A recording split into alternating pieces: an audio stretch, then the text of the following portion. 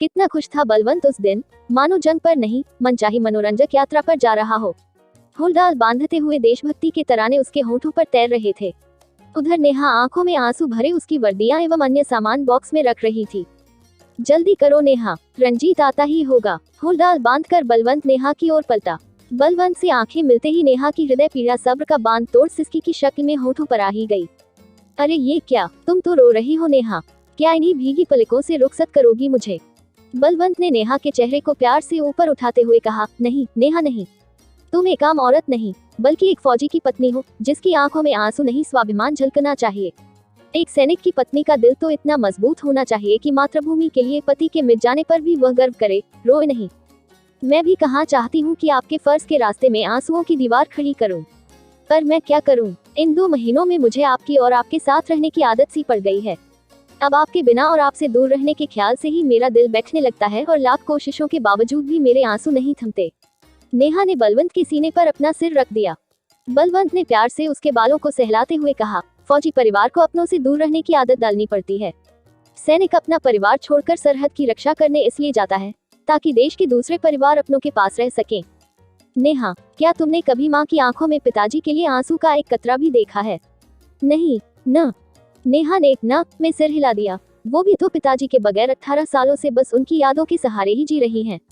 हम फौजियों की जिंदगी का क्या भरोसा, न जाने कब दुश्मन की कोई गोली हमारा सीना चीर दे, क्या पता हम किस तरह से वापस लौटें, जिंदा या? अपनी कोमल हथेलियों को उसके मुंह पर रख नेहा ने उसके अगले शब्द को रोक लिया। बलवंत ने उसके हाथों को हटाते हुए कहा, हकीकत रो किसे नहीं रुकती नेहा, और एक हकीकत ये भी है कि मैं वापस जरूर आऊंगा, या तो फतह करके या फतह के लिए शहीद होकर तिरंगे को सीने से लगाए। और फिर मैं अपनी याद के लिए तुम्हारी कोख में अपने प्यार की निशानी भी तो छोड़कर जा रहा हूँ, जो तुमको हर पल एहसास दिलाएगा कि मैं तुम्हारे पास ही हूँ। नेहा एक बार फिर बलवंत के सीने से लग गई और बलवंत ने उसे अपनी बाहों के घेरे में लेकर सीने में छुपा लिया। अचानक नेहा की तंद्रा टूटी, सारा दृश्य अदृश्य हो गया। नेहा हकीकत में लौट चुकी थी। उसे अपने कंधे पर किसी के स्पर्श का एहसास हुआ। ये माताजी थी, जो उसकी भीगी पलकों में उसकी आंतरिक पीड़ा को पढ़ने की कोशिश कर रही थी। तुमने आज फिर आंसुओं का दामन थाम लिया। तुम्हें क्या हो जाता है नेहा? ये आंसू क्यों बार बार तुम्हारी आंखें गीली हो आती है? खुद को संभालो नेहा, ये आंसू तुम्हारे लिए नहीं है, ये तो साधारण औरतों की ही आंखों में अच्छे लगते हैं। संगीता को देखो, रंजीत के शहीद होने के बाद उसने किस तरह अपना दिल मजबूत कर लिया है। शहीद की बीवी होने का गर्व एक तेज बनकर उसके चेहरे पर हमेशा चमकता रहता है, लेकिन तुमने तो गम और आंसुओं में डूबकर न जाने अपनी हालत कैसी कर डाली है। नेहा जैसे आज सब सच कह डालने पर आमादा हो गई थी। मांझी में भी गर्व से सिर ऊंचा करती, आंसुओं के समंदर को पी जाती, अपने सीने पर हकीकत का पत्थर रखकर अपने दिल को मजबूत कर लेती। अगर मेरा सुहाग भारत माँ की आन बान और शान की रक्षा करते करते शहीद होकर सैनिक सम्मान के साथ तिरंगे को ओढ़ वापस घर लौटा होता और सारा शहर उसकी अगवानी करने के लिए अश्रु की धार लिए उमड़ पड़ा होता, लेकिन मांझी मैं किस बात पर गर्व करूं? क्या कहकर अपने दिल को समझाऊं? मैं तो ये भी फैसला नहीं कर पा रही हूँ कि मैं इस वक्त सुहागन हूँ या नहीं। मांझी के दोनों हाथों को अपने हाथों में लेते हुए नेहा ने पूछा, आप ही बताए मांझी, मैं खुद को क्या मानूं, सुहागन या विधवा? विधवा तो मैं हो नहीं सकती, क्योंकि जंग पर गए फौजी की मृत्यु नहीं होती, बल्कि वे शहीद होते हैं और फिर उनकी शहादत की कोई खबर भी आज तक नहीं आई है। जंग को फतह हुए अब तो 1 साल बीत गया है। मेरा दिल कहता है कि ना तो जंग में वे शहीद हुए हैं और न ही उनकी साधारण मौत हो सकती है।